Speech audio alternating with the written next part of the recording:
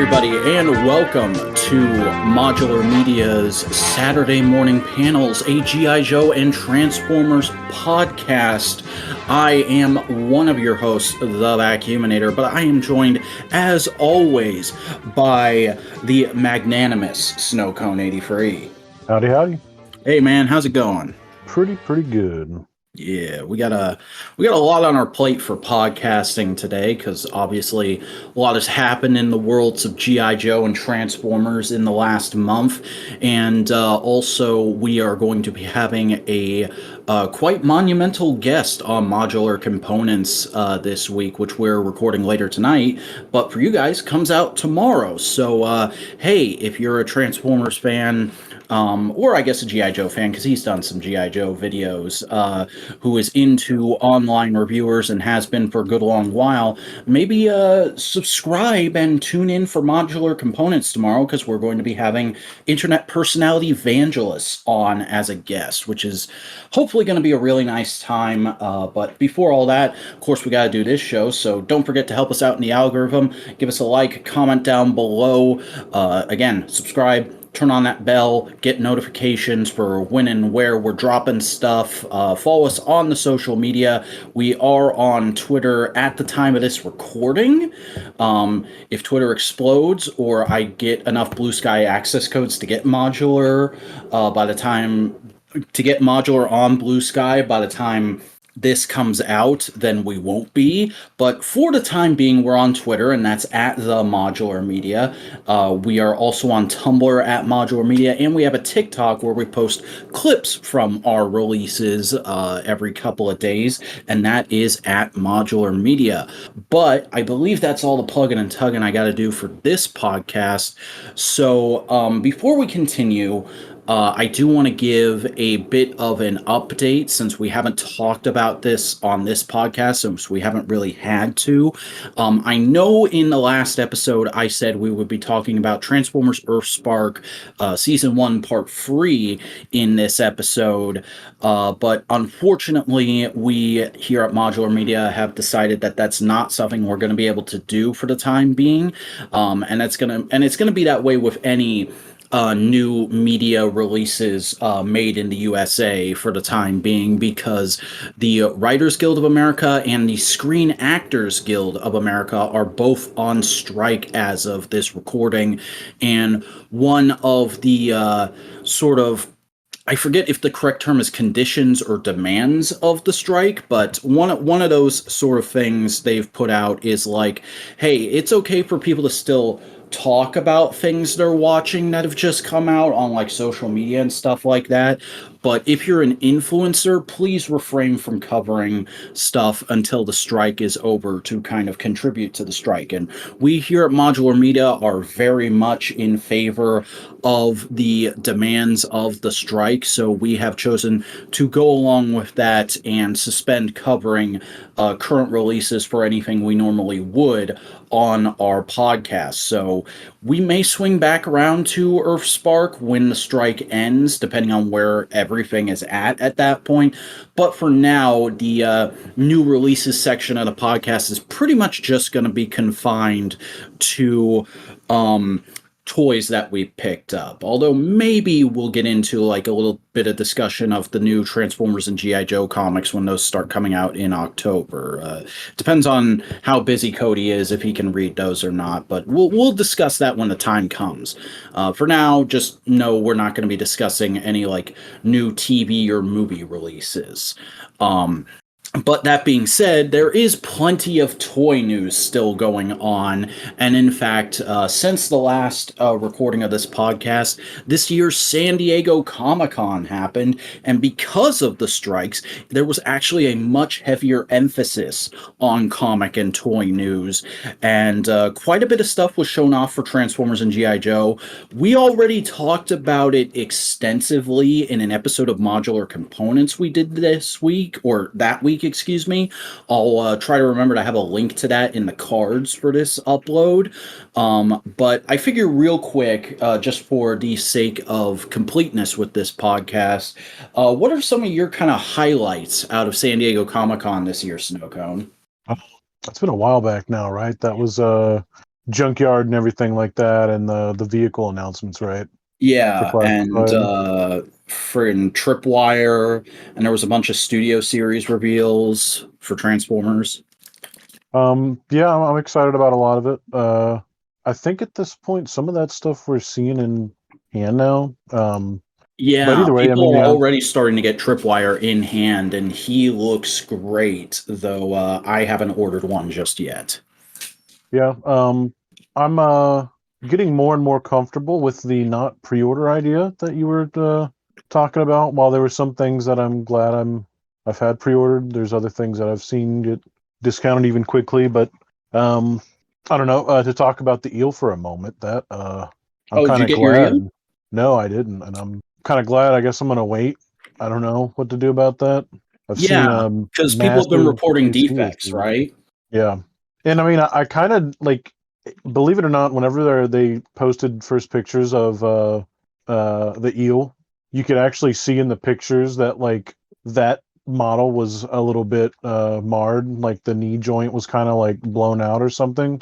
Yeah, but I think we Um, all assumed that was just like a issue because it was a prototype. well, sure, yeah, but I mean, it's still made from the same mold, and it kind of now, like seeing that it's having similar issues, like the uh, the flippers have similar marks to it, and Hmm. like the holsters and stuff are being found with similar like incomplete molding process, like scars and stuff. I mean, like I'm not sure why it has happened. I haven't really seen anything like that in classified as far as like a huge QC dip. Um, There's it's just occasionally interesting been to see. problems with like joints tearing and stuff, but one thing I always give the classified team credit of is like whenever there's a QC problem or like a distribution problem or really any problem with the line, they normally swing back around next chance they get and go like, okay, here's how we're addressing this. It's not going to be a problem again. Yeah, I'm still excited for everything else, and there's still stuff that's come out right now that's like fantastic too. That's why it's just more interesting. Yeah. It's a bummer, but I'm sure like there'll just be like another release of Eels or something. Like, I mean, that's an easy sell anyways. Hmm. Um, Just but release like the eel officer with a slightly different deco. yeah, honestly, or a different backpack, something closer to the Valor versus Venom thing. Maybe it wouldn't be too hard. Ooh, Anyways, like the actual like mutated guy, that'd be great. I think something we could talk a little bit more about, since it is kind of in tune with some of those announcements, because it's been an extension of that. I'm sure you've been seeing the stuff that like I forget, is it Ian from the Transformers team? Is that his name? Uh, The I guy with know glasses. there's BMac, who I think his real name is like Ben. Oh yeah, There's B-Man. Mark and Evan. Those are the guys I Evan, know. that's who it was. Evan's been doing a couple of different like press release type situations and answering questions. Mm. And that's got me the most excited, I think, because I think it was I saw some of this mentioned on the podcast, the was it Slag podcast or something. Um, but it was essentially like they were asking questions of, how do they feel about transmetals? Do they want to do them? They're already trying to do them. They've already addressed the vac metalized. That's funny, vacuuminator. The vac metalized like paint jobs they're going to do with like spray metal is what they were Yeah, because saying. that was like a question in the air since Kingdom, I remember, was people were going like, okay, they're doing the whole showcast. Are we going to get to transmetals and how are they going to handle that? Yeah, they went into a lot of depth about a lot of stuff, but mostly like yeah, we're totally getting transmetals. Some of those leaked listings kind of also led into that, or lean into that. But I mean, I'm just more excited just overall of like the interesting direction it's taking, because I don't know, I've never had a problem with like for example getting Inferno and then also Inferno. Like I think they both can stand on the shelf side by side. Yeah, And and I that's an think idea I further, always have to kind of come around to because I had a lot of people when I was younger influencing me on the idea of your collection has to be like this perfect pristine display and you have to have the best version of every character.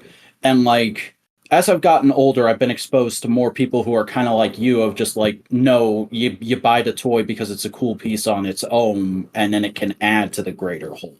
yeah.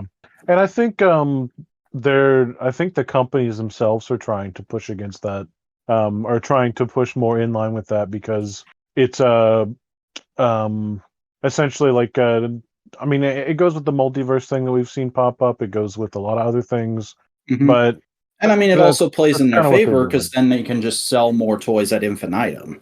Yeah, then we can have our primes, like our 13 different primes and our primals and whatnot, and then that way we're probably going to end up seeing. I mean, just given what we've seen now, just like in toys in general. Like I know this isn't everything in general, but like I'm kind of not worried about anything anymore. There's a bunch of interesting stuff coming out, regardless of where the interest lies. And Yeah, and no classified matter has how no much shortage. sorry, uh, and I was just going to say, no matter how much or how little you're interested in as an adult collector, we are at a point where, unless you're like literally like a trust fund kid or something, you can't afford everything you want. You have to pick and Exactly. choose these days. But Yeah, and obviously that does suck, but like I mean, what a problem to have, right? Like, oh man, like too much good stuff now. it's like the almost dictionary definition of a first world problem. Remember that meme? Yeah. Um, but yeah, that is really cool. I have a local friend who actually did go to SDCC, and he's going to be on components in a couple weeks. But he told me like a lot of his spare time between panels and stuff, he was just at the Hasbro booth hanging out with Evan because apparently Evan was just super personable and down to talk about whatever as long as it was related to a Hasbro thing. Yeah, which I mean, perfect, right? I mean, that's just the Yeah. thing, man. They got the perfect people behind the scenes, like Trash Master, for example. I haven't picked mine up yet, but like just that whole vibe, all of Yeah. that. Man, it's God, it's perfect. I love it so much. Yeah, I'm always the There's so guy to much. knee jerk go, oh, I don't need it because it's not a character from a thing I've seen. But then those toys come out, and I'm like, that does look really cool, though. Like, you've bought all the Izers. I have spectated all the Izers and consistently kicked myself for not buying. Yeah, and I mean, it seems like they're here to stay. Hmm. They and honestly, and like, uh, this can go like either way with the conversation, but like, I think there is something to say about like the fact that like what they bring to the toy line, because like it allows them to still kind of count as like this. I think it pays bills for one, like it really does. Like yeah, it's playability, and I enjoy that shit too. You know, you've seen like it's like Bionicle Light, honestly, like. I think there's a void of that type of like forgive the pun, but like modular type of toy design. The So I buildable think action figure. yeah, and I think we're slowly kind of seeing it bleed back in through like various things. It's never really left, honestly. There's always somebody doing something similar to it. Um, it's just now it happens to be Transformers, and of course it makes sense, Yeah. robots. Um, and I would also just say like it seems like the winds have really been changing much less out of like the like that stuff still exists, but you're seeing like a less prominence of the super accurate to the way this thing looked way back when, but now with more detail and more articulation and more shift towards kind of trying to readapt a lot of concepts from the later years of a lot of these franchise, like with the resurgence of Armada and animated nostalgia in Transformers, I think is a big part of that. Yeah, mini cons coming back. Yeah, Love to which see it. that's a thing we haven't had a chance to talk about on this podcast. Is at the Hasbro breakfast we found out mini cons are finally coming back. There's going to be a PulseCon exclusive Power Links Deco Hotshot that comes with Jolt in his anime colors, and I am crazy excited about that. Yeah. Um, and the thing I love the most about it, not only am I going to get that, like just hands down, I was able to procure one of those pre-orders, thankfully. Mm. But just the fact that the first two minicons they show us are my first minicon, Jolt, my darling baby boy, and then something that, in my opinion, unless I'm like not correctly understanding where this was, and it's just because I didn't have the tour that I thought it was like more of a deeper cut. The fact that we're getting uh what was that Wheeljack, was it Okay, originally, like so what that is I believe that is Shattered Glass Sideswipe, who well was yeah. a BotCon exclusive repaint of Armada Wheeljack. And so they're doing that as the pre-paint for the inevitable Armada Wheeljack that we're probably going to get in like next year's Generations line. Right, but even still, like, I mean, I know it's the Shattered Glass like exclusive, but they're going with Wheeljack, who I didn't think was a very popular Armada toy. Like, I thought he only got one; he didn't get a lot of releases.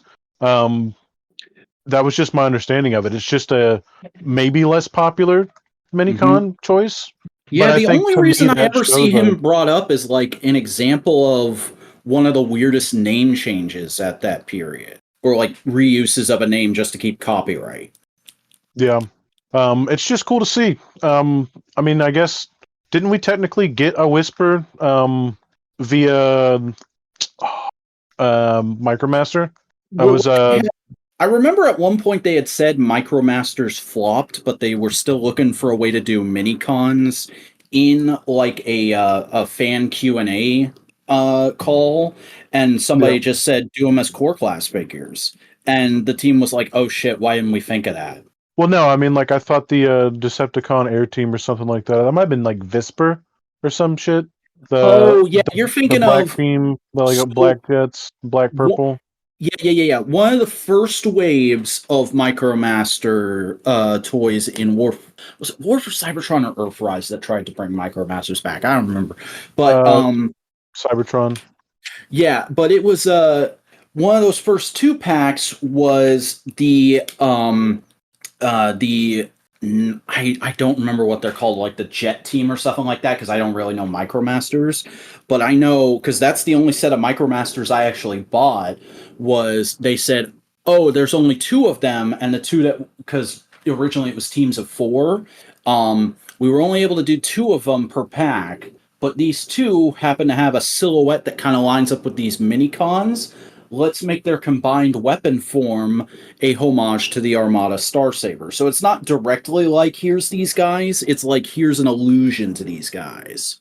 Oh yeah, one of them was just literally named like Whisper or Yeah. Visper, which is the same name as the that minicon there in that 2 pack.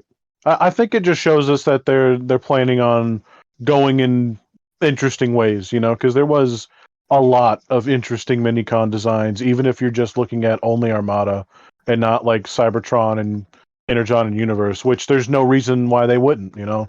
Yeah. That I would totally believe that we'd probably end up getting Fort Max's missing friend and see Yeah, how that drill bit goes. was it? Yeah, So because yeah. like they could easily make these lean into like the other thing, like maybe the drill bit is Evo Fusion gimmick, like easy peasy. That's fun. Who doesn't want a drill bit? Mm-hmm. But yeah, um, that exclusive is exciting, and I think it just makes me even more excited for what's to come. Because at this point, it's just sitting and waiting instead of being like, man, I sure do hope we get that tidal wave that's all, like pretty much confirmed now. Like, Yeah. oh, geez, I wish they'd do a Armada Prime. Never mind.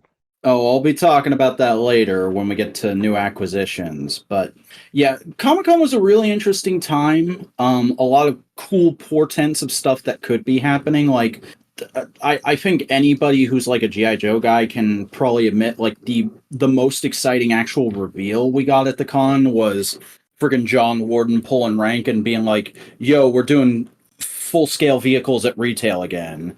Um, I really am anxious to see how that vamp turns out.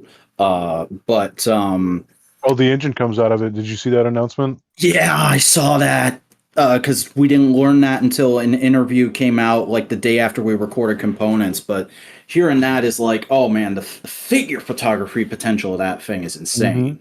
But Or playability. It's still fun.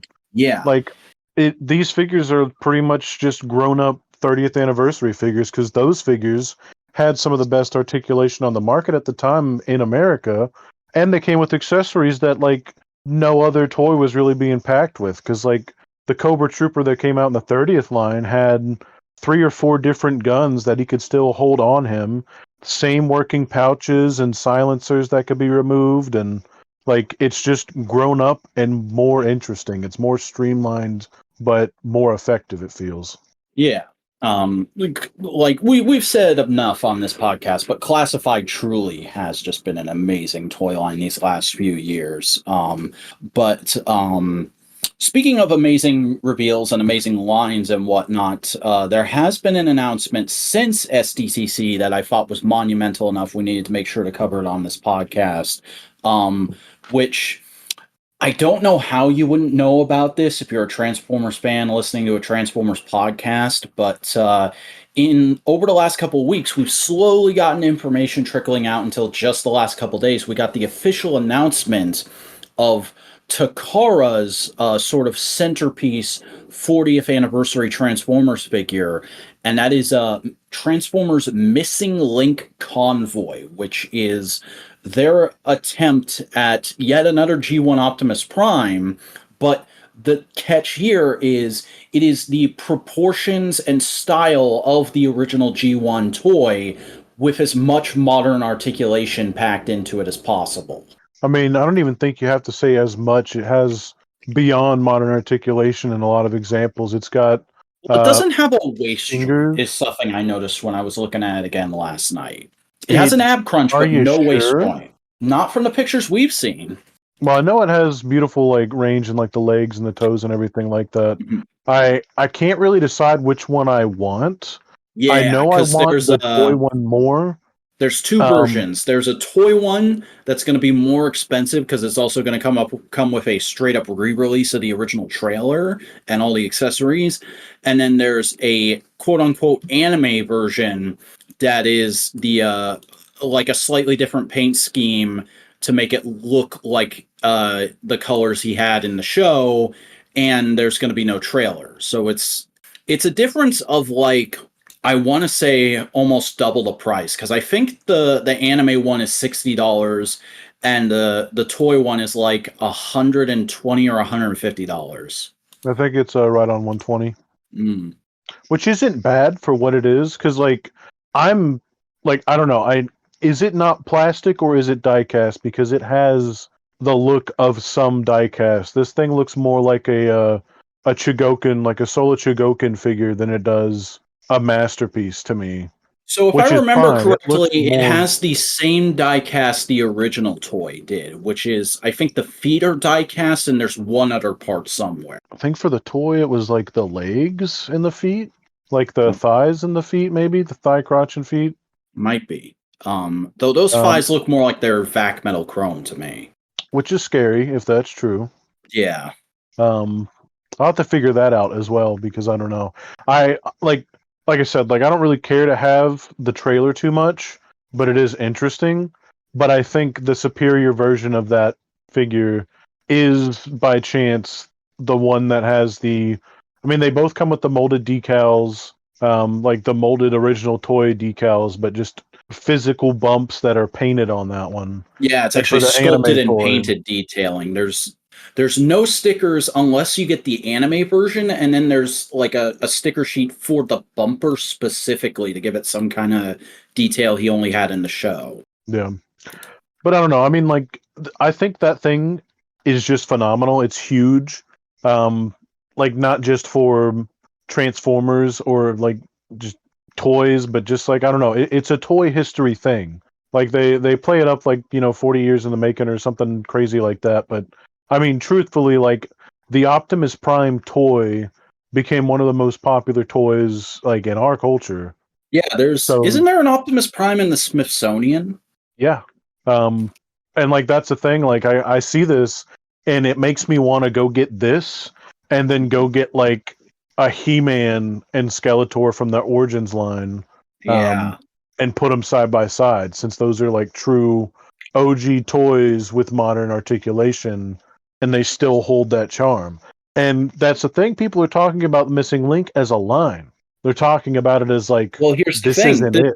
This is numbered. This is I think MI oh no, it's called Missing Link C-01 and C-02. So, and here's the thing, when Masterpiece started, that first Optimus Prime wasn't numbered originally. The first release was just Masterpiece Optimus Prime. Here it is. Behold. And it was on a later re-release of it that they said no, this is MP1 and now this next thing we're announcing is MP2. This is coming out the gate and being like, yeah, this is numbered. And so I've seen a lot of people going, Are we getting a Megatron? Are they going to try and do an all-in-one Seeker mold again? Like how far can you go with this line? And it is, as like a toy fan, I find this piece really fascinating and the potential of this line really fascinating. But it's also like I don't know if I would buy it because it's a lot of money and it's not something that necessarily fits into a lot of the other stuff I'm collecting right now. Like, it would really be like, I'm a Transformers fan. This is a creme de la creme piece for me to get as a Transformers fan were I to buy it. And it's also like, looking at G1 Optimus Prime, he's one of the figures where it's like, immediately, like, yeah, it's a pretty straight humanoid shape. There's not a lot of extra stuff. You can probably pack a lot of articulation into that. I think about a lot of the other G1 molds, and in robot mode, like, yeah, they don't have joints, but they also have a lot of stuff surrounding their limbs. So I don't know how much articulation you could pack into, say, a G1 Blitzwing. And it's like, I want to see them try, and I'm really interested to see how this toy turns out when it gets into people's hands, which I think is supposed to be February, March of next year. But I don't know if I want to go in on this line personally. What I'm expecting, honestly, like, I still don't think we could get the. Well, you know what? That actually might be the only way we could get that Megatron. Mm-hmm. Because if it's imported, I think it's completely fine. If it's imported and sold through Pulse only, or like more specific retailers, because it was a product made by Japan first, I think that might allow it to dodge the whole like this is a kid's toy thing. Yeah, Talking and there about was price, though, there was a fake leak of a missing Link Megatron for like half a yeah. day after the initial leak of this guy. But see, talking more about the price, though, like the 120 isn't that horrible, but honestly, he's the only one that would be priced that way because you take that trailer away and that's the 60, $70. Yeah, And like, and what's it's that? still Like Big impressive. Arts, that's Yeah, and I sorry, was go just gonna ahead. say, it's like circling back around to the price talk. It is really impressive that this guy without the trailer is only $60. Because remember, the last time they re-released just straight up here's G1 Prime in the States, which I think was right at the start of the pandemic, and it was just Prime with the Ion Blaster in a box at Walmart. That was $50, and a lot of people were going like, I don't know if that toy is worth that much these days, but clearly it was because of fucking materials and whatnot, and the logistics of re-releasing that toy. So to get one that is essentially the same kind of construction, but with a bunch more parts added in for articulation, and it's only like $15 more, that's really cool. Yeah. And so that's the thing. Like, if they went after the mini bots first, if they did some of the deluxe car bots, they would only either be the same or less. Mm-hmm. You know, and I think it is completely possible for them to like achieve a Bumblebee. I've seen pictures of some third-party Bumblebees standing next to it that just look too good to be true. And I'm totally in for that. That's what's still like kind of pushing me towards, because like the one thing I've settled on is I want it. I think that it deserves, just for the way I collect stuff and the way that I like to see things. I think that seeing something so like historic be revisited and like revamped in a way that I just never expected, I have to. So it might be Anime Prime because he still comes with like the gun and like the axe and everything like that, and it does look really good. I just don't know. You know, I'm not sure if they'd ever do like a Blitzwing or something like that because that would be more challenging. Yeah. I think even Megatron would be hard to get right. I mean, But to be fair, Masterpiece hasn't even done a Blitzwing yet. yeah, I mean, I really don't think something like that would happen. I think we'd be looking at like core, like maybe a Seeker mold because like that's like a money printer for sure. Yeah. You know, Um, if I'm being honest, we can probably only really expect like the core iconic characters. Like, I could see them, even though it would probably be a challenge logistically, re-release or doing something that looks like that toy. I can see them doing a Megatron. I can see them doing a Bumblebee. I can see them doing a Starscream and like infinity quintillion repaints of him. I can see them doing a Soundwave, and I can see them doing a Grimlock. and I could picture them stopping after Grimoire. Yeah. Or they might just follow like the original release protocol. Like the next thing we could see is a Magnus. Mm-hmm. And then, just some of your Carbots and some of your classic Decepticons. It'd be great to see oh gosh, I can't believe I always forget. Jeep. Jeep Man. Yeah. I don't think like we'd get like an Ironhide. I don't know. It all depends. I think they're going to be very like precise and specific about this. The more than likely they've probably thought about this far greater than anybody else could. Oh yeah, Um, I'm almost certain this is something they've been working on for at least a couple of years, and I'm also almost certain if this is going to be a line, we probably won't see more than like 2 of these a year. Because remember, it took Masterpiece forever to get past one every couple of years. yeah, but I think it's just an overall win. Mm-hmm. It is a really, really cool looking piece. And, for as much as I've been hemming and hawing over it, if I'm being honest, I probably will end up with one at some point next year. And I wouldn't be surprised if it takes a spot on each of our top 10s next year. Yeah, I'm not so sure about that. I'm definitely excited about it. And I think it will be great, but I think for me there will be other things that could outclass it, but we'll have to see. Fair We'll have to enough. see how it feels too. Yeah, because that's also like more than a year away. Yeah, because I can get that thing in hand and it could be completely different because it's one of the most iconic things. Mhm. Like I mean, you could probably just churn out like hours worth of video talking about like the different types of toys and stuff that we've created over the years and how Yeah. important it could be for culture even as well. So like you And can go on about this shit. you could say that like I only feel this way because I've been a Transformers fan my entire life, and we've been living in a Transformers renaissance for like over a decade now. But also, I think there's an argument to be made that Optimus Prime, just as a character design, is one of those characters that's in the pantheon of forever iconic, can be recognized anywhere in the world American characters like Superman and Mickey Mouse and Ronald McDonald. Yeah, But absolutely. I think that's enough chatter about that thing for now. We'll probably talk about it again when it comes out, whenever either of us get it. Let's go ahead and move on to this month's issue discussion, and this month we are talking about Marvel's G.I. Joe: A Real American Hero #3 from September of 1982.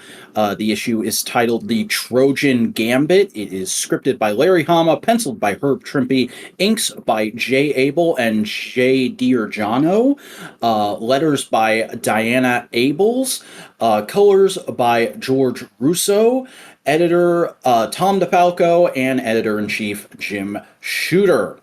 Snowcone, how did you feel about this issue of the classic Marvel G.I. Joe comic?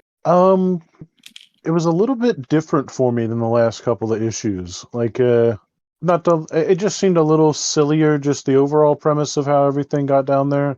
It did make me want to see that Cobra helicopter realized. I think that would be a Yeah, good. that helicopter that looks like the freaking Cobra logo. Yeah, because like Where's you the could. HasLab? Yeah, something like that could easily be about the size of like a Chinook. Mm-hmm. And there's another Russian copter that's like kind of based off of the twin rotor Chinook. That's it would kind of fit the same profile, and it would literally not be hard to like put extra panels on that. Like it's not like a unrealistic thing. It would fly if it looked like that. It'd be silly, sure, but I just think it'd be easy for them to bust it out in like a HasLab, and it would work out. Yeah. But yeah, Um, I mean, outside of that, it's not too much else. I do like the robot design, but it's very it's very I don't know. classic American sci-fi. Yeah, of its time for sure.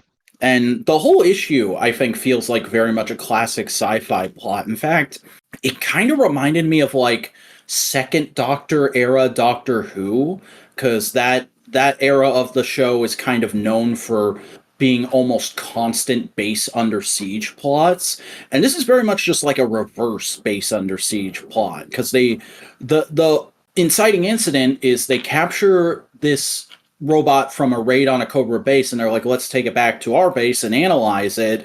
And then it spends the whole issue trying to break out.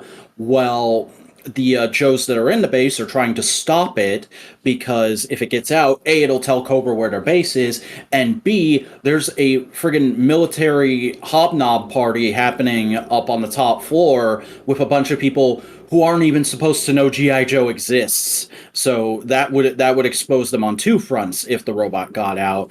And it's just like a long, protracted struggle to destroy this robot in every conceivable way, right up until the last second. And I think it executes that rather well for what it is. But I do agree that it's a really strange plot to do when with the tone that the last two issues it kind of set, and with the fact that like this is issue 3 and we're already doing kind of like a goofy plot of the week thing. Like I've always heard the story that like Larry Hama tries to just write each issue as it comes to him, and he always was surprised that he has gone as far as he has with the book, because he, even after the first issue, he was like, oh man, I think I just shot my wad there. I don't have anything else. And out of the issues of this book I have read, because I've read a few issues past this, as I've said before, this is the one that really sticks out to me as like, yeah, he was kind of just scrambling for ideas at this point. I think there's another one that might be in like an issue or two from here that's also kind of like that, but we'll talk about that one when we get to it. But it just does feel very stock plot, and there's just kind of like a few fun little moments in there that are interesting to talk about, like those helicopters, or like the fact that like really nobody from Cobra looks really on model, because you've got Cobra troopers that are wearing a very different outfit than what we know them as wearing, and Cobra Commander, his outfit is pretty normal, but like Hmm. the helmet comes down way lower on the mask than it usually does, and it just looks weird. Oh, I think he's just looking down in some of those shots. It's definitely like a more, I guess, like of that time, like combat helmet Mm, instead of like just. I mean, what would you call like Cobra Commander like helmet? It'd be kind of like a pit helmet yeah. with like a visor. I don't know, but yeah, just a little bit more military than we're normally seeing. I think is just like the overall shape of that. I mean, the first Um, place I I really think it's still noticed it fine. was on the first page when they're taking the robot apart. You can see like a propaganda poster in the background that just has his face on it, and it just says "Peace through War, Cobra."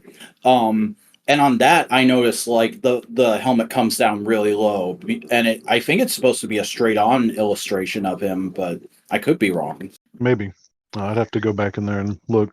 But yeah, I mean, I don't know. I guess that was like the just the overall like feeling for me, because I mean, it's not, these things aren't like super crazy long. I enjoyed more of like the what was going on above base, and then the side cut of the pit and just seeing that than Yeah, I did like. Scarlet and Hawk trying to like Yeah, distract and stall. yeah, because it's also just interesting to see stuff like that. I always love cutaways and like especially like whenever they do like a isometric style, like which isn't quite this, but Yeah. you'd see it side by side if it was like a like history of tanks or history of like trucks, like book on like the coffee table. Um, but I mean, outside of that, yeah, it is definitely silly to kind of see them like blunder something like this on down there and then have to deal with it like that. It feels Yeah. more in tune with what we discussed. Was that two weeks ago? Two in the AF Analytical Fanboy Oh episode. yeah, with I don't even remember what. Oh, with we were. I completely forgot to mention. Hey, listeners of this podcast and only this podcast, all two of you, we did Arise Serpentor Arise on Analytical Fanboys this month. So if you want to hear like more people from Modular Media talk about GI Joe and talk about the cartoon instead of the comic, you should go listen to that. But I think you were talking about like there was just a general sillier tone to the cartoon than the comic, and this feels closer to the cartoon's tone. It's not quite there, but it is sort of like a more like wholesome step down from what we had gotten in the last two issues, which felt very much like No, it's just straight up war stories. Yep. Yeah. Um, Overall, I mean, you think you have anything else to say about the issue in and of itself? No, I mean, Art's like, there's nice. some. Yeah, the art's pretty solid. There's some fun moments of characterization for everybody because we get to see all these different characters make attempts at stopping the robot and kind of get an idea of how they approach problems. So, like, it's well written in that way. I love that Snake Eyes' solution is just to drop the frickin' flak cannon on it through an elevator shaft, and he misses. Um, Yeah, that was the other thing where I was just like, oh, come on now. That's totally not the same like characters I was reading about a little bit ago.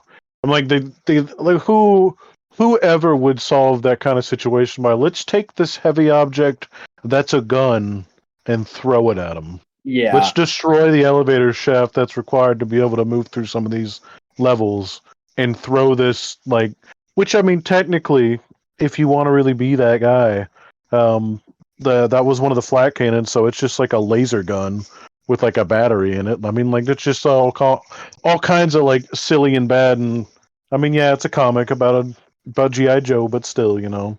yeah. It's definitely a weaker issue, but it's not like outright bad, I'd say. No, not at all. Um, so yeah, man, these discussions of the issues have been getting quicker and quicker, but might expand a little bit once we start getting into like some of the deeper, more iconic bits, which are still to come. But I think for now that's a wrap on A Real American Hero #3. Uh, you want to go into some recent purchase discussion? Yeah, we can. Let me try to think of what I picked up this past week alone. Mm. Um, Oh, I I can go know when first if I. you want. Oh yeah, that's fine. So I've actually ripped through my entire classified backlog in the last couple weeks because if you watch the No Prize podcast, our general comic book podcast, which is live and there's a camera feed of me, you know that my two open pile has been getting pretty ridiculous lately. So I was like, okay, SMP is coming up. Let's just rip through all the Transformers and GI Joes I got. And as soon as I started doing that, a whole bunch of stuff started dropping. And I was like, damn it, I was going to be caught up in time for the podcast. And now there's a bunch of stuff I can't even get up my hands on, but other people can. Being a toy collector's fun. But I do have a few things I really want to highlight, which is first of all, Scrap Iron and Bazooka. Really been enjoying those lads. I don't know what it is about like the most recent wave of Joes, but they've really kind of mastered the tolerances on all the articulation. There were a couple of figures where like the knee joints, I had to push really hard to get them to go the first time. But other than that, everything is like buttery smooth and is not feeling loose or hard to move at all. It's like right on point. And the sculpts are obviously really good. There's a lot of reused parts in this wave, but I think they've done it really well, with the exception of Scrap Iron's arms because he has Stalker's arms, and I really hate the sort of sweater end sculpt on the forearm because it really hinders wrist articulation. But that's just a personal preference, I think. Other than that, he looks great. I mean, like obviously that face sculpt under the helmet is fantastic, and he just looks like a really solid general Cobra Grunt character. And I've seen a lot of people doing figure photography of him as like a commander for the Vipers. And that actually works surprisingly well visually, I think. So I might do some photos like that myself. And obviously the drone is really really cool. There's a lot more paint on it than I was expecting, like all the little axle bits where like the wheels would be screwed in and whatnot. Those have like little hits of brass paint on them. There's some nice red lights. A lot of like Mars Industries tampagraphs are on it. And I didn't even realize in initial photography, but there's like a little camera face on the front of it between the missile silos, and that is adorable. And And obviously, necessary. I'm sorry.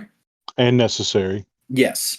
Uh, And obviously, the effects parts are fantastic. I'm having a ball just like figuring out different combinations with the drone and roadblock and some of my other Joes, and really just it sparked so many ideas for figure photography. One of the rare cases where I really, really got hyped up about a toy when it was first revealed, and I kept hyping myself up, and I was like, I have to get a hold of this thing as soon as it came out, and it's totally hit the mark. I think this has a potential to be a top 10 of the year. But something that actually really surprised me from this recent crop of Joes was Torpedo. Because I was planning on skipping Torpedo when he was originally revealed. I was like, I have no idea how to do figure photography of Deep Sea Diver, and like I don't know much about Torpedo because he's only in like 2 episodes of the cartoon, and those he didn't like particularly leave an impression on me, and also just like that doesn't seem super interesting to me. But then I got the Fortnite boat for cheap at an Ollie's, and I was like, well, I mean, I was gonna get Shipwreck, and you can put so many figures on this boat. I might as well just get every ocean guy they make for classified and just make the boat where those guys hang out. Yeah, that's a good excuse to buy more toys. Um, and I really put off opening Torpedo. He was like the second to last figure I opened from this wave, and he completely shocked me with how impressive he is. Because first of all, he's a completely new sculpt. The dive suit is an all new thing, and it's actually really well done. Looks very accurate to the suit they're trying to replicate, but it also like puts me in the mind of like X-Force Deadpool and that kind of stuff. It's a very similar color scheme. But then all the gear is so well done, and it's so much cooler than it looked in photography to me, because the uh the backpack, the face mask, that all interconnects really nicely, and it goes on his head with literally no trouble. It just slips on it like you're putting a sock on your foot, and it looks great. Same thing for the flippers. I thought the flippers were going to be a pain in the ass to take on and off. No, they are buttery smooth. The rifle has a cool storage spot on the backpack, but is also not a problem to get in the hold. The harpoon gun is way cooler than I thought it looked in initial photography.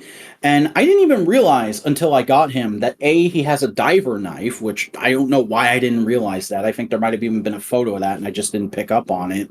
But he's also got like a little wrist communicator depth checker thing. That is such a cool little touch. And it puts me in the mind of old adventure serials and stuff. And so for a character who I did not care about at all and was fully planning on skipping for a while there, really kind of came out of nowhere and became like one of my favorite Joes I've gotten so far this year. But that's a lot of talk on G.I. Joe from me. Before I move on to the Transformer I want to talk about this month, Cody, why don't you talk about some, or Snowcone rather, why don't you talk about some G.I. Joes you've been picking up? Well, I think I had most of these by the time we chatted last time, Mm. because I did get Torpedo and Copperhead, I believe it is, and Yeah, Bazooka, he's the one I don't have right now of the most recent wave, Copperhead. and that's a great figure too. And that's what I find interesting about what you want to do with your Fortnite boat, because I think I'm gonna try to paint it up Like the green. water I think moccasin? Yeah, I think I want it to be Copperhead and like Croc Master's hangout, and maybe having Fiona on the side of it. I've seen Um, people who are doing either or both. yeah, and like it would not be hard. Everything that's already there, like it would be incredibly easy just to do that, just to like whether it be like having to use some Gundam markers or just busting out the overall spray paint and putting like flat tones down black and then like doing actual like military matte finish on it, because like it would just look right. Um, I've seen so many people do it so different, and it still comes out like really well done. So I don't know. If I find another boat, I'm going to do it both ways for sure. But I haven't even opened mine yet because I just haven't Oh, decided. same. Uh, I'm still trying to plot out the new setup because the Joes are going to get moved to the same place. I'm going to move something. It's either going to be in this room or the next. I just really cannot figure it out. Yeah, because I don't know if we've mentioned it on this podcast before, but you have for months now been in the process of like inheriting one of the rooms that you that is in the house that you share with several people, and you just like said, "Man, let's not get another roommate. I'll pay more on the rent and take this room for myself." Yeah, and the room's set up. I'm still it's in the more difficult phase now, where like I have things plotted out, but now I'm trying to figure out what You're working out the details. yeah, what theme's going where, because I have a lot of like right now it's got a lot of my OG Star Wars stuff in it, like my 3 3/4 inch stuff and like my Darth Vader prop helmet and just like my old Phantom Menace merch. So it's got like a lot of like big things that are on display that are cool to see. But I know that like the His tank, it just hit North America, it's about to be here, and I've been trying to figure out a new place to put these because like they all have to be together. I Yeah, cleared out a the shelf His out of tank. necessity. I think they said it hit North American ports, which means it still has to get into Hasbro's hands, and then they start shipping it to people. So it'll probably be like another two I to mean, it's four when they said. weeks. Yeah. It's still when they said, but it's like it's happening. It's Yeah, like it feels real early to now. late fall, which is exciting. You know, man, holy shit! I'm going to be super excited to get that in hand. But I don't know. I mean, as far as like the ones you mentioned, I haven't picked up Shipwreck yet, which is already discounted on Amazon, which is crazy. Mm. But I don't know. My next big like grab is I'm going to go to Target and pick up a scrap iron Shipwreck.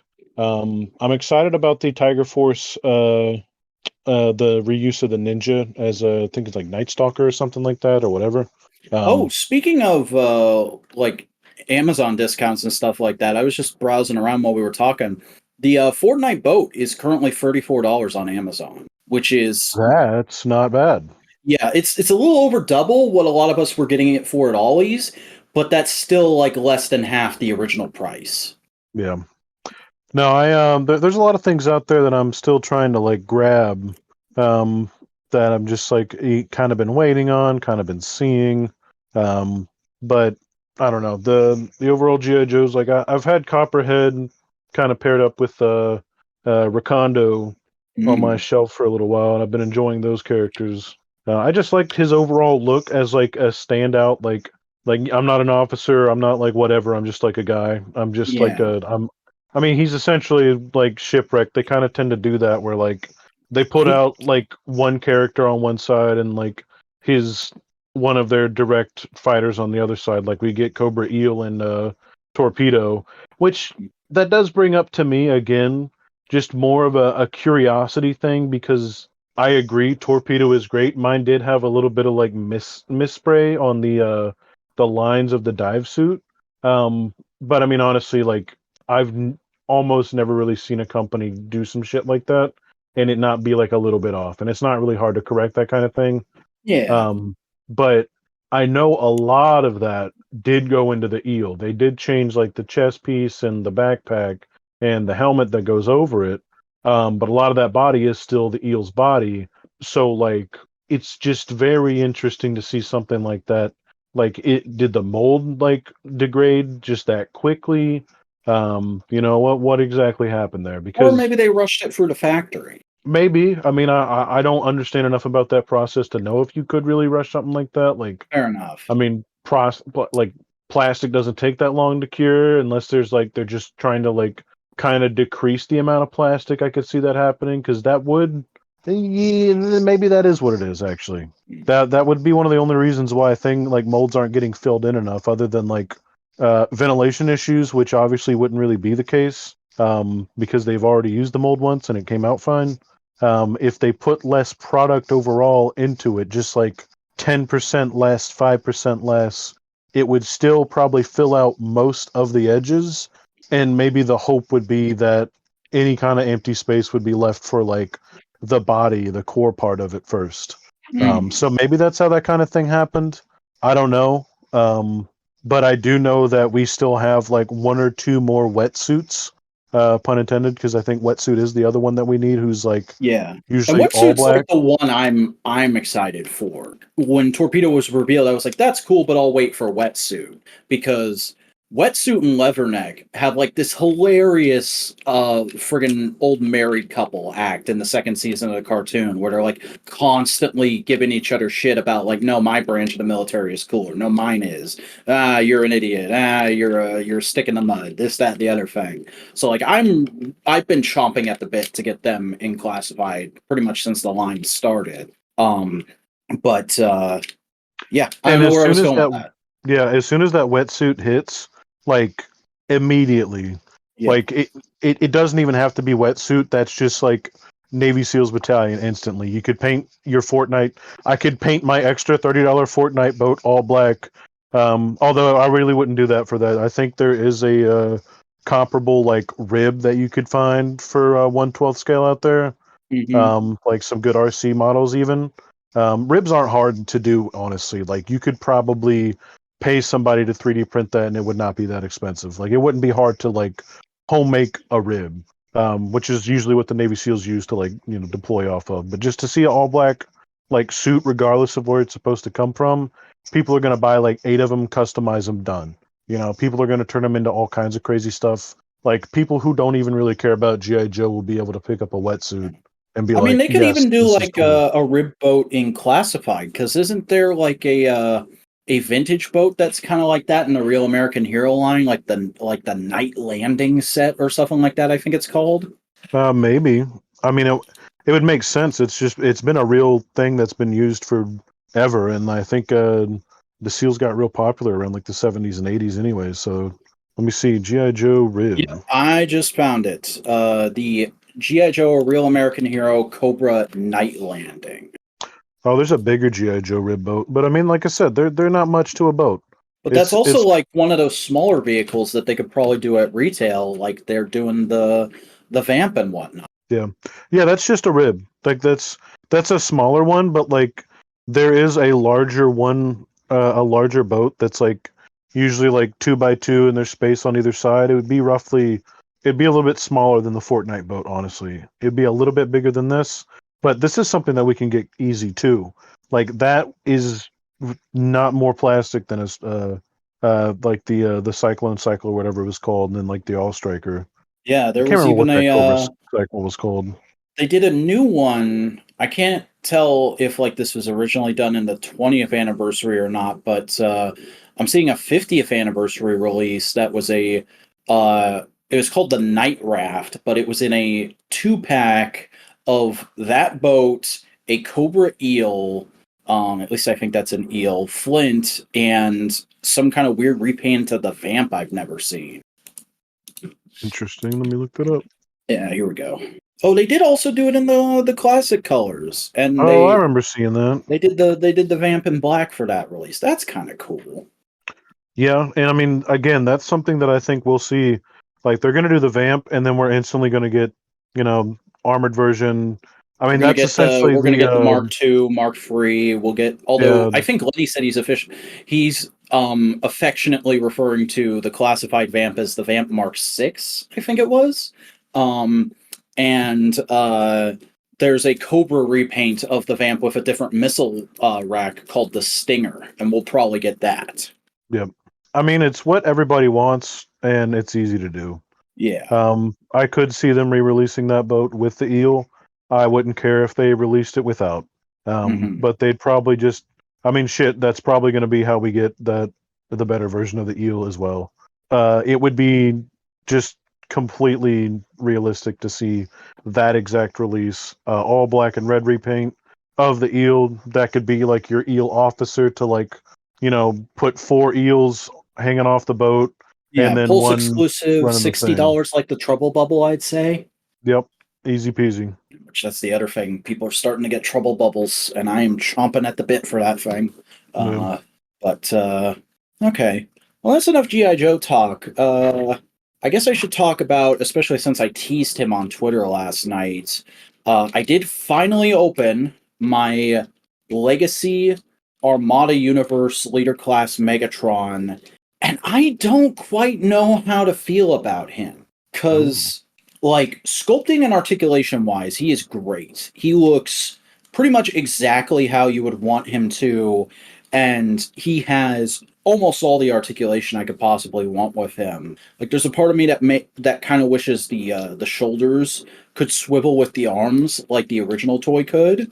But I also recognize that like that was never how it was depicted in like media and stuff. So that's kind of what they're going for. Um, and I would also like to see an ab crunch, as I've been saying with a lot of Transformers lately. Like, you almost always get a waist swivel these days, but rarely an ab crunch. And I feel like an ab crunch is just as integral to a lot of poses.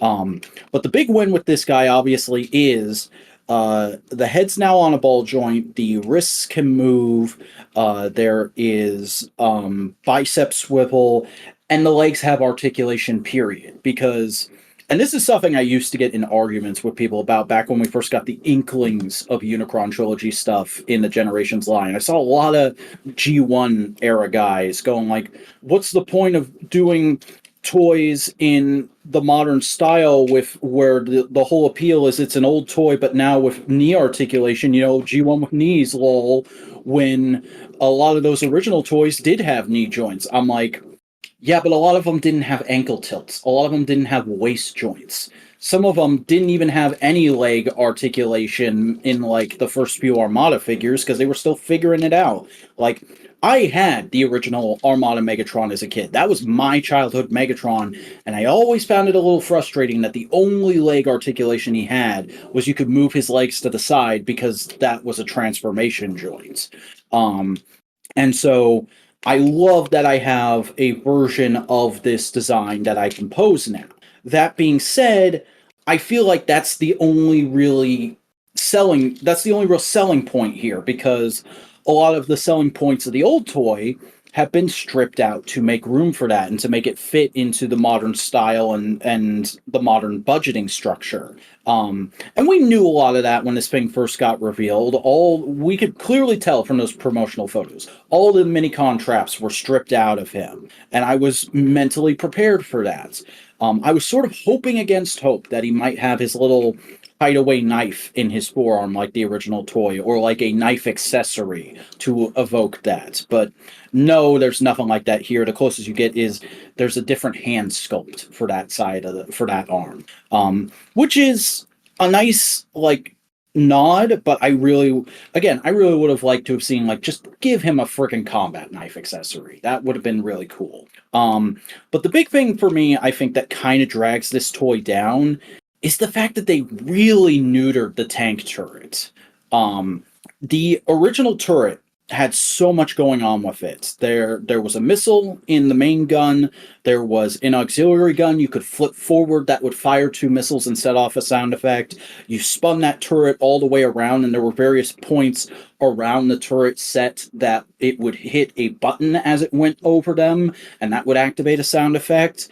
And obviously you would flip it forward and you would have the whole attack mode where you spun it around really fast and set off all the sound effects at once.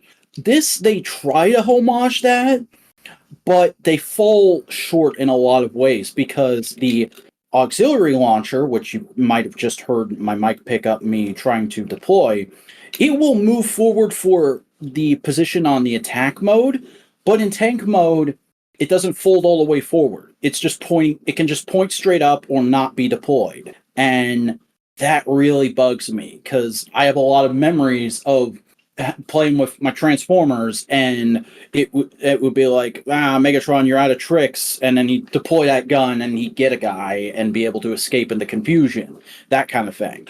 Can't do that with this toy. Also, you can't rotate the turret all the way around. Like, I was prepared for there to be no sound effects in this toy, because there's rarely, if ever, sound effects in mainline Transformers these days. So I knew that part of the attack mode was going to be gone.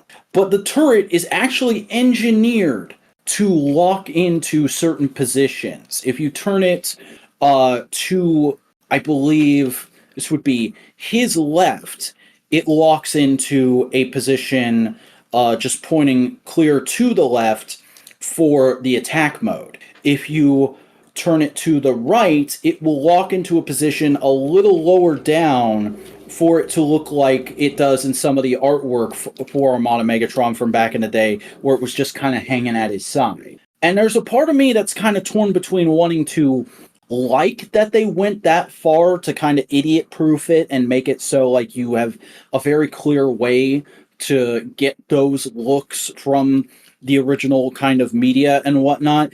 And there's another part of me that's like, I have a big problem with any transformer that turns into a tank and you can't rotate the turret all the way around and swivel it up and down. It can still swivel up and down fine, obviously, but the fact that it locks in at two different spots halfway around, there's no way to get it pointing clear behind him, that really sticks in my craw, I gotta be honest.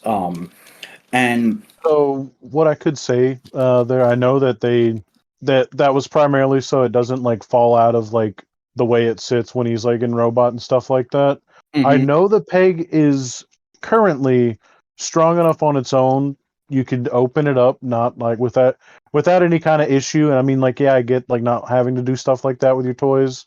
Um, with that like specific complaint, you can still open them up, yeah, cut I those was little looking tabs at out, that. It looks and like it there's a will couple of hold. screws you could undo and get in there, but I Yeah, haven't because done that yet.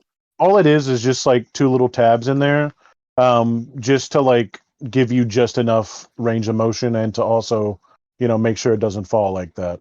Outside of that, though, when it comes to like the toy appeal, like the comment you made about that, I get where you're coming from for like the OG toy. I knew that if we were gonna get a to scale Megatron, it wasn't gonna be able to have all that extra shit in it because it Yeah. wouldn't fit. It wouldn't make sense. Megatron was way bigger than what he was supposed to be technically. I Yeah, and mean, like the I said, I size of was a tank, totally cool sure. with ditching the minicon traps. I would have liked to have seen some homage to the knife, but I get it again. It's just going all the way to limiting the turret like that. That is like, okay, I kind of feel like you've gone so far in one direction that you've missed the point. Yeah. But I I mean, I think it was more for like, I don't know. We'll see. We'll have to see for the people who cut those tabs. We'll have to see just like what happens over time with that joint. Because if it does get loose, then I could see those same people saying in the future, like, man, if there was some other way to like make this ratcheted or make this like lock in place or something like that. mm-hmm. But outside of that, like, I think the appeal for the toy, it is still like, do remember, this is still a robot that turns into a tank. And it's Yeah. a big tank, and it does all of that correctly. He does the swing out thing perfectly.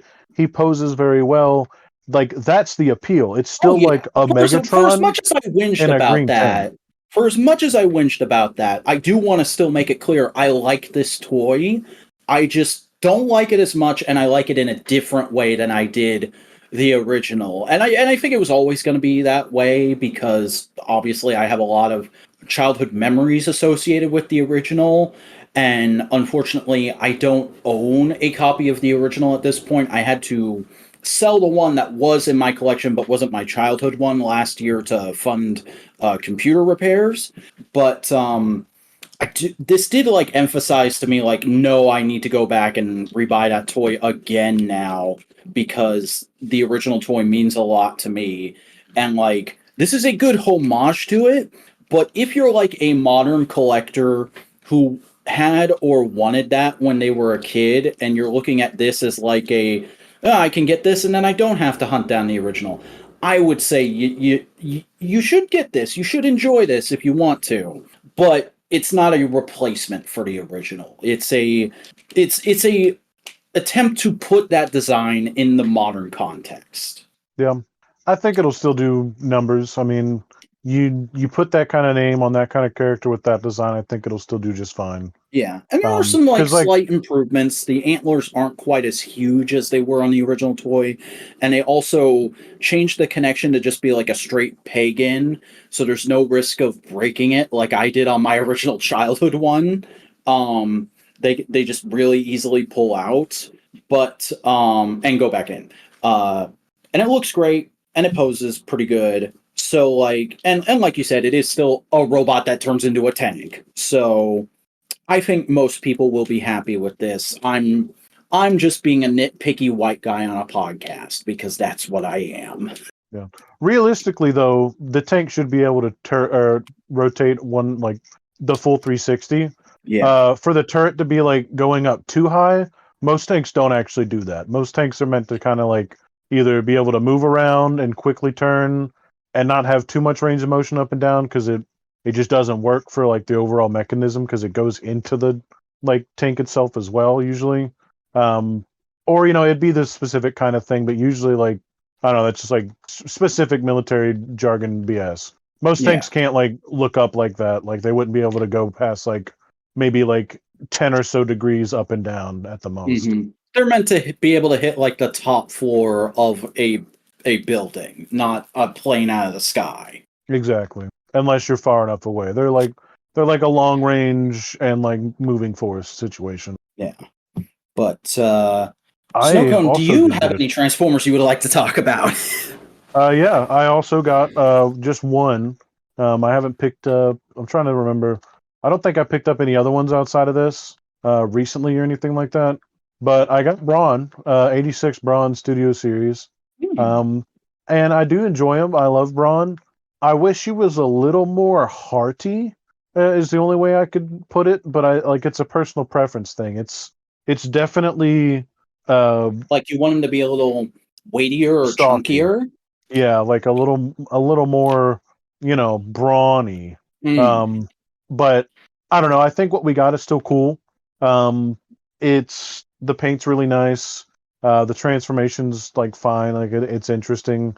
I don't really have any issues with it. I love the little Outland or like kind of like Land Rover vehicle that we get. I can't remember if he was supposed to be like a Mitsubishi Outlander or like a Land Rover. Um, they I would both look not kind know of the that at same. all. But either way, like it's probably like a Japanese model car more than it'd be anything else. But it's definitely neat. His turret or his little tire can come off as well and be like a little extra accessory. Mm. But again, kind of out of like maybe worry.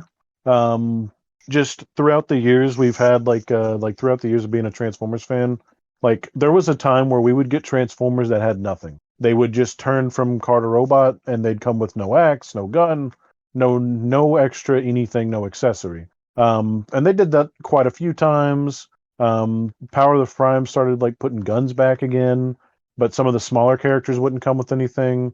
So like I understand like him only coming with the tire thing, which one of my honest complaints about it, because again it does look the part that it needs to. The feet work just fine. I think they look really cool because he has like a certain transformation to the toes.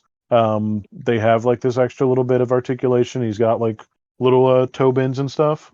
It is the Hound body. It is like a modification of the Hound War for Cybertron toy. Mm. Um, but he doesn't have any hard points. And I mean, I get like some Studio Series figures do still have those. I do wish that was like a more cohesive thing though. Because I am somebody who does enjoy having the ability to like, You're talking you about know, like the 5 millimeter Iser yeah, pegs, the right? five millimeter pegs. Yeah. Um, I think I think those have really always just been like a generation's legacy type thing. But I do get like the want to have them be more of a line wide thing. I think that could be neat. Yeah, because it's more of like a. I like to see. I like both Ironhides that we've gotten so far. I don't mind that I missed out on like the 2-pack Ironhide because I liked the Siege a lot.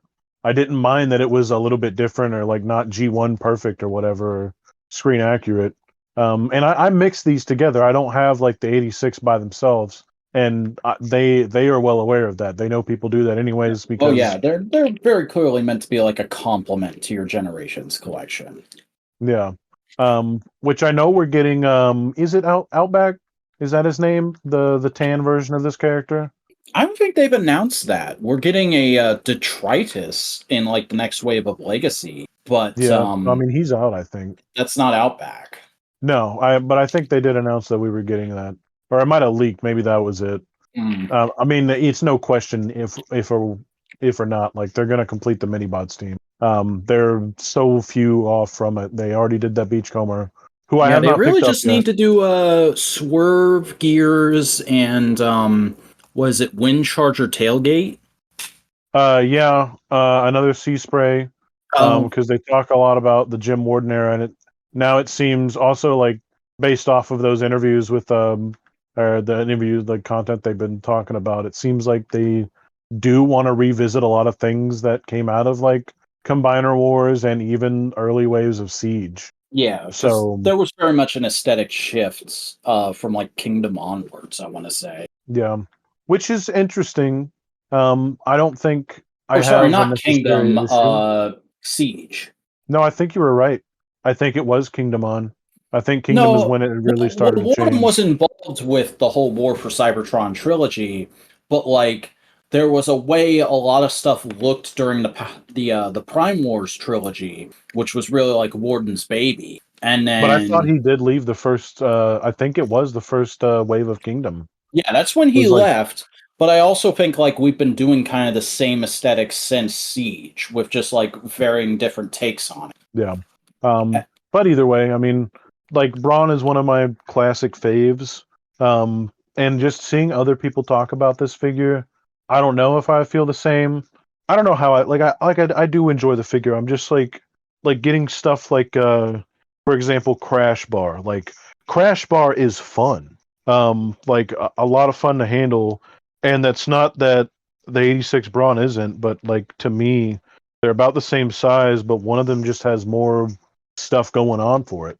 Like as a toy, it's a little bit more kind of worth it. I mean, they're priced the same, but for some of the other mini bots we've gotten, it's been like varying degree. And I guess I'm going to be more hypercritical of this, just like you were of Megatron, because the mini bots are probably like one of my favorite things about Transformers. Because Yeah, they're quite literally your special little guys. yeah, because I mean, I love the OG design of Bumblebee. I love Cliff Jumper, all of the small, little interesting guys. I can't wait to get a Power Glide. I know they're gonna do it, and I don't know, Sea Spray. I think they all have an interesting appeal.